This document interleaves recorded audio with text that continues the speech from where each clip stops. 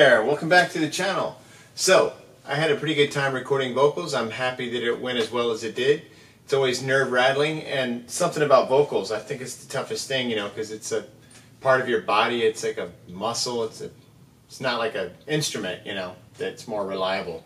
The other thing I was talking about when I was tracking bass was the TRS and instrument cables slipping out of the slot so easily. And a friend, subscriber of the channel, had mentioned on another video where I mentioned that. I went back and saw that comment, and I was like, oh yeah, there is a solution, and that is to use an XLR adapter, like something like this. Like, you could literally plug this in. It's kind of short, but you could plug it in and plug this in, something like this. So see how it's XLR on one end, just like a regular guitar cable, TRS type connection on the other. And then the other thing you could do is have this XLR, and then the female version of this, like what's in your guitar, the cable goes into that, and that could be really short. You know, it could even be just an adapter, a metal piece that would go in here. You plug into that, done. Or you get one of these that's long enough to do the guitar cable thing. I think this is shielded like a musical instrument as opposed to like a speaker cable. Speaker cable, yeah, this is like a musical instrument cable compared to this. This would be a speaker cable with the extra shielding. Yeah, and they use 14 AWG. This is probably 18, or maybe 22. I don't know. It's got a lot of insulation, but probably not much wire. All right, so that's a fix for that. And the other thing is just being cognizant of it. But if you're rambunctious or have a tendency to have that slip out on you, you might as well deal with it, with the XLR solution. So now I'm going to show you this. Now, I want to just preface this by saying I think this is one of the more important, this is why I think the Zoom has the magic that it has, and it's why I haven't upgraded to something else like the Live Track, the Tascam unit. What's another one? There's a couple of like really nice SD recorders out there that are similar to the Zoom that would give you 24-bit, would give you maybe some better preamps and some better levels. That'd be what you would hope for. But the more I looked into it, it sounds like all of those have the type of compromises and sacrifices that I really like about the Zoom that I can't live with. I can't live with losing the mastering capabilities and the 24-track playback and the 8-track at a time recording. So lots of little elements. This isn't 16-bit, but as far as sound quality goes, I don't think that's what trips you up. But man, wouldn't it be great if Zoom just made an R24-2, an R24S or whatever, like a new version that was 24-bit or whatever it is the new standard is. It may even be higher than that, I don't know. But so you cover some of those bases and maybe update it with some new sounds. Like they could probably freshen up the guitar simulations, things like that. But the main thing I think that would really make this unit just a world beater would be better phantom power. Better phantom power and just higher output coming from the preamps. So you don't have some of the issues that we've talked about before. You wouldn't have to use external pre's or external phantom power if you're using a condenser mic. So I'm still sticking with it because of what I'm about to do, and I'm going to try to illustrate the difference of what happens when you record on the Zoom and you just use it as like a depository and then dump your stuff into the computer. You may have some amazing stuff in there and you're getting incredible results, but if you're not getting exactly what you had envisioned, try this, because I don't know what happens here. Part of it is that when you're learning how to record, say you've gone to a studio and you've been with an engineer and saw what they did, or maybe you've worked in a studio and you got your feet wet a little bit, assisted, did some internship or something. Well, you start getting more and more familiar with outboard gear, how to use compression, how to use reverb, how to do all these things. And some of it's quite challenging, especially when you're working in analog. And what the Zoom does to kind of eliminate that learning curve is they sort of have it set where it's like professional settings that sound good already. So maybe you don't know how to do it, they do it for you. And what I love about it is you can go inside the Zoom and check out the settings and say, oh, okay, so this is what the threshold was, this is what the ratio was on this is the attack. And that gives you more knowledge for the future when you're not recording on the Zoom anymore. Maybe you've moved on to 2-inch tape and you've got a bunch of Outtake preamps or something, you're working those, and compressors and whatnot. So then you can go back to your Zoom and take notes, you know, what was the attack on that setting that was so good? There's a lot to be learned here. They've done the work for you. And to optimize the Zoom and to get the most out of it, I think you have to go through this process, because I'm going to try to show you. I've got this little KB3. I don't have a good monitoring system. I'd like to have my really awesome open baffle single-ended tube amp to play this back for you, which I'll do eventually. I'll go to the house and set all that up. It sounds fantastic. But and this is in mono, so I have a guitar part that wasn't heard when I played back the tracks, and it's not heard well because I've got it panned hard right. This doesn't do that too well. So this is not going to sound, you know, amazing sitting there at home. You're not going to hear amazing sound emanating and go, oh, what a big difference when he did that mastering software. But I'm hoping you'll be able to tell what I'm talking about, because when I record onto the Zoom, especially when I first started, I'd get pretty good tones, you know, sounded okay, but there was like something just missing, man. Like at the end, the song was like lifeless. I was always having to boost, you know, it wasn't ever loud enough, so I wasn't getting so I was submitting to this cover challenge with some friends, and I could tell that my levels were lower than theirs. The quality was less.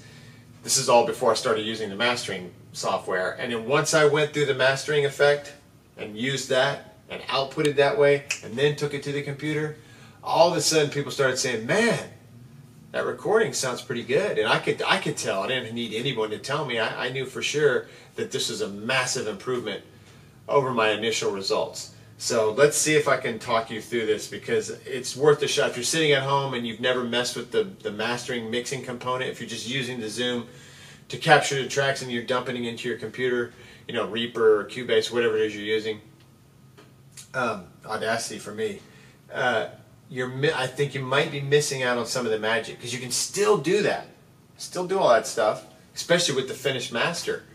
Do whatever you want, whatever a mastering engineer does with their software, you can do that. But you're gonna get there with a better final result, you know, a better final mix and master.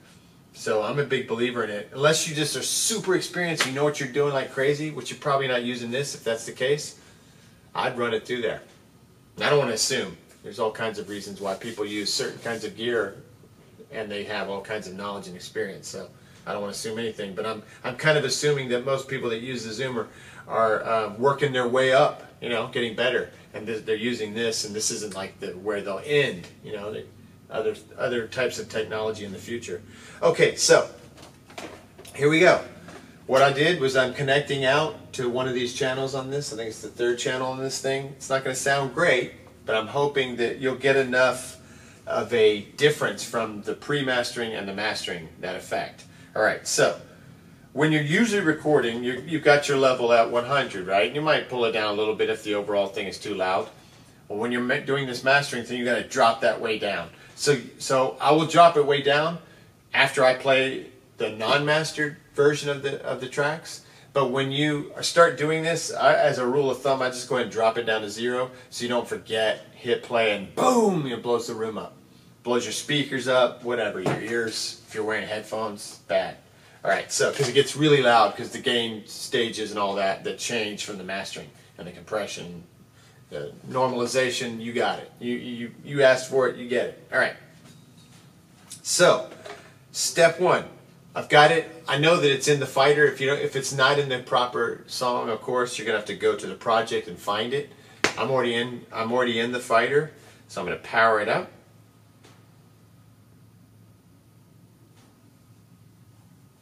Takes a minute. All right. Now, when it comes up, as you can see, we've got green lights all the way across. I've got all the tracks enabled that I'm using. I think I have 16 tracks here, 15 tracks. Yeah, 15 tracks. No, I'm sorry. Yeah, 8.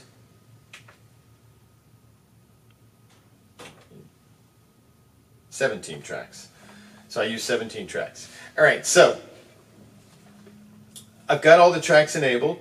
Let's just start the song and see what it sounds like. Now, all effects are off. It's in the off position. Here we go. I'm going to turn it down, even though I said usually I'd have it at 100. I'm going to turn it down because I don't know how loud it's going to be. But just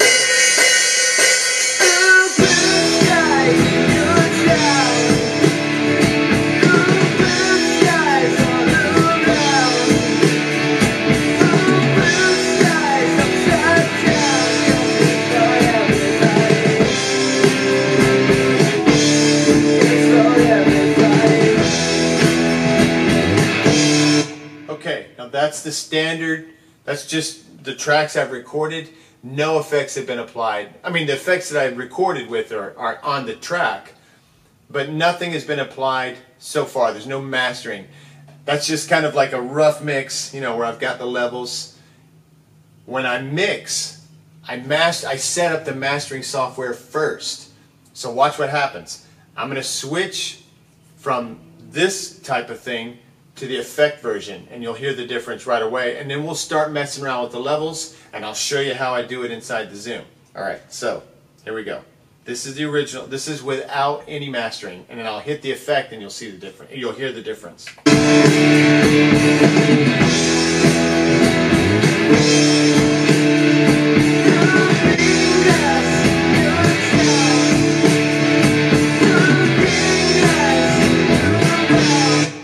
That right away, and I haven't even messed with the levels yet. The bass is way too hot on it. So watch, let me do it again. I'm going to take it off. Here we go.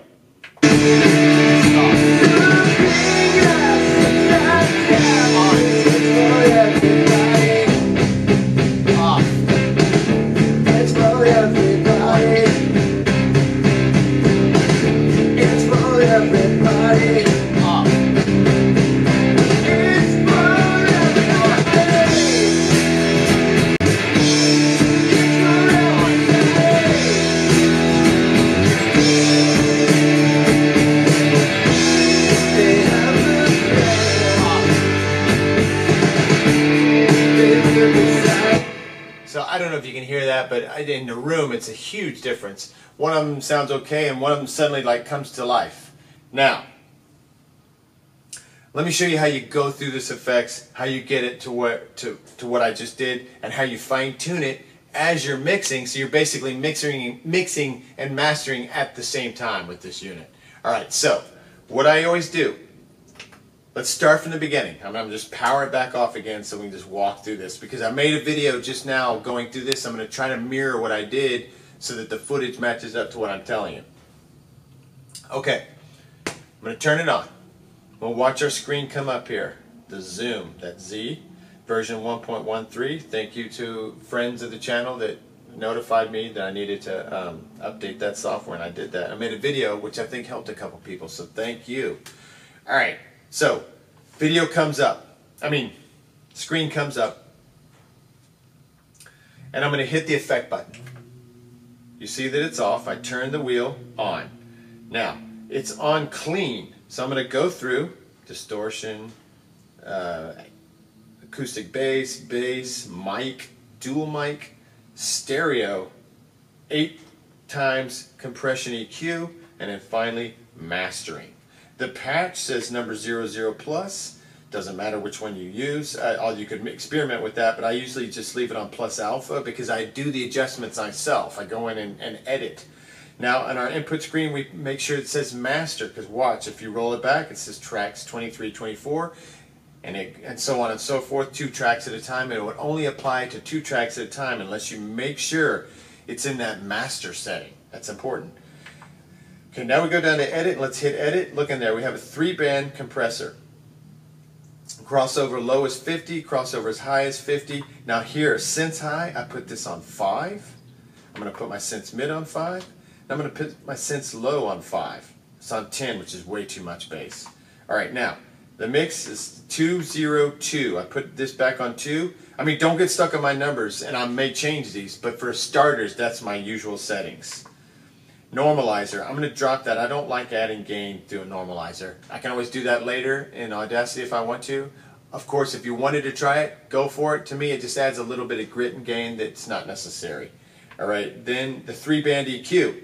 Here, let's go 5, 5, 5. I've learned that that's a magical combination for some reason. If it doesn't work, you can always adjust it. You can add, subtract, but I'm going to start there. My level, I'm going to leave at 62. That level seems to be good, but look, you can roll it back and forth whichever way you want to go. The room dimension is off. I leave that off. The patch level, 24, that's kind of a default setting. I just leave it there, but you could mess with that if you wanted to. You could bring that patch level down. The NZR, that's a noise reduction, zoom noise reduction. I do not use it. I don't like noise reduction typically. All right, and then, yeah, that's it. All right, now, the next thing that's super critical important is you're going to roll that red fader way down, because we're not going to worry about having anything finished yet. We're not recording yet. We're going to just start mixing with this mastering effect in the on position so that we take benefit of the compression, the limiting, all the other things that are happening, that's making huge improvements to the final product. Without us having to have tons of knowledge on how to do mastering, because unless you've spent a lot of time doing it and are really aware of how to have that experience, it's not exactly the easiest thing to learn how to do, and your results may vary. That's why those guys get the big bucks for that stuff, although most guys will do it for about $100 a song, which is a lot of work, and it ends up being a lot of money for the end user. Okay, now to record this, you hit record and play, but notice that if you do not enable that master, nothing happens as far as recording goes. All it does is hit play. So make sure you engage that red, and you see that red master light. And then, like I said, we're going to pull this way back, all the way to 0 actually. I'm going to hit play now, and we'll just start mixing in the room, mastering, and I'll let you hear, and you decide what you think. All right, here we go.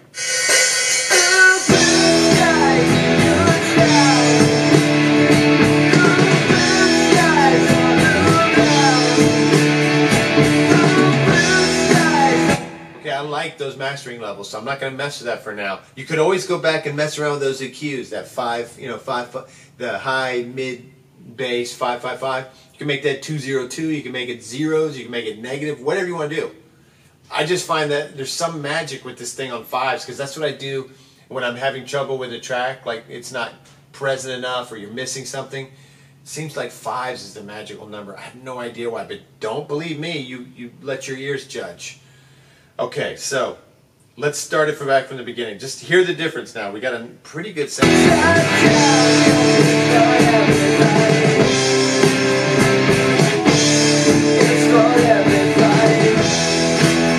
Okay, good. Now, let's do what we usually do for a mix. I'm going to take all my green lights off. I go 4 and 4. Look at that. One little click, I got rid of all of them. Then on my second bank, 9 through 16, the first 2 tracks and the last track, actually I'll leave that one on because that's a drum.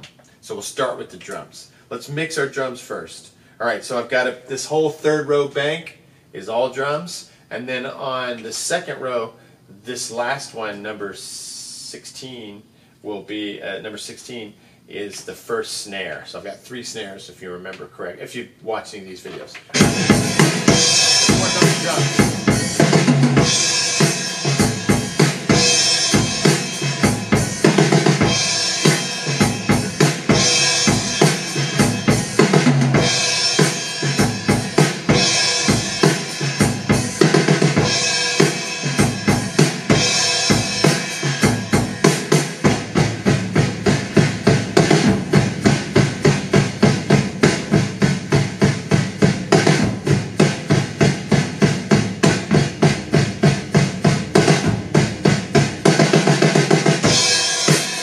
Okay, now those are probably going to be too loud, so I'm probably going to pull them down all a little bit.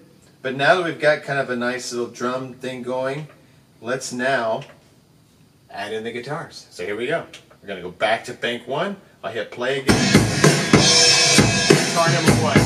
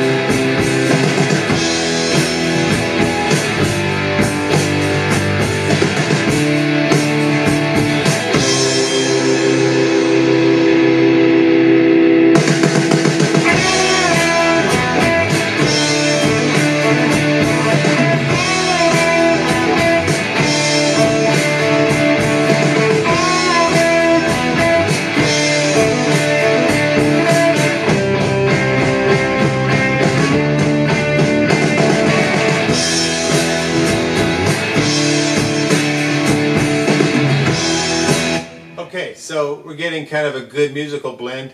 Now let's start bringing in those vocals. So I'll go back to the beginning and we'll just see what it sounds like here.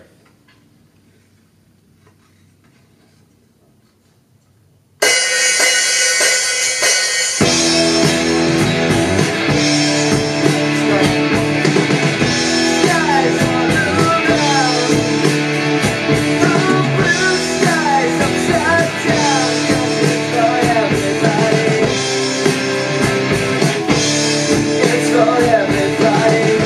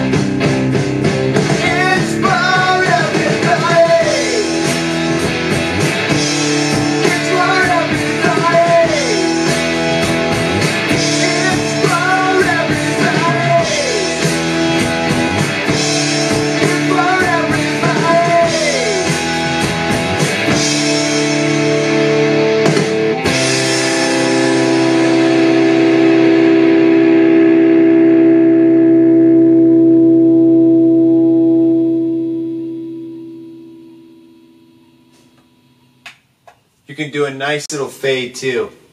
And I mean, you can literally do everything that you would do with a piece of software and fading and all that stuff. You can do it by hand, just like old school. And literally, you really don't have to mess around with a computer if you don't have, I mean, if you don't feel confident with that and you're happy with this here, kind of done. Now, the thing that I do from here, that I always do, is I then will take that master, right? I'm going to drag it out, take it to Audacity. When I get in there, I'm going to make sure, I'm going to check the latest levels that everybody's doing. I think YouTube has an automatic limit, but for Spotify and things like that, when I complete the record, I'm using DistroKid or whoever to do the distribution and make it available to the streamers. I usually go minus 1.2, minus 1.5 like that, right under the, you know, so it's loud enough. And remember, if you record it in an analog way, if you're not trying to brick wall it the whole time and push that compression and always get your levels so slammed up, and then when you get done you amplify it or compress again and normalize again and get that thing capped off, that's where you get that sort of like super compressed brick wall CD tone that people really started to resent, you know, back in the 2000s. A lot of people were called out for just the loudness wars and just push, push, push, push. And you lost that beautiful sound like a Led Zeppelin record or a Beatles record or a Queen, I think of Queen's like the ultimate example. Like so much dynamics, like these beautiful quiet moments, and bombastic, you know, it's just marvelous. The recordings are, you know, unbelievable. And a lot of that, those are very analog to me sounding recordings. And I think a lot of music's missing that kind of dynamics now, you know, the ups and downs. Listen to classical, listen to orchestral music, how much dynamics are in that, it's unbelievable.